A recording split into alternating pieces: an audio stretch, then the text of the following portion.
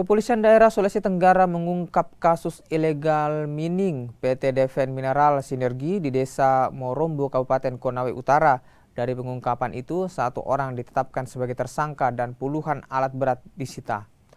Puluhan alat berat yang terdiri dari ekskavator, dump truck, serta grader milik perusahaan PT Deven Mineral Sinergi disita.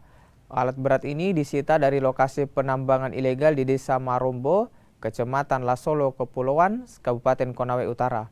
Polisi juga menetapkan Direktur PT DMS 77 sebagai tersangka.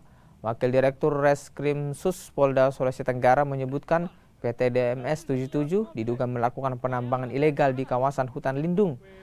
Tersangka dijerat dengan pasal berlapis tentang pencegahan dan pemberantasan perusakan hutan serta Undang Cipta Kerja dengan ancaman hukuman 15 tahun penjara.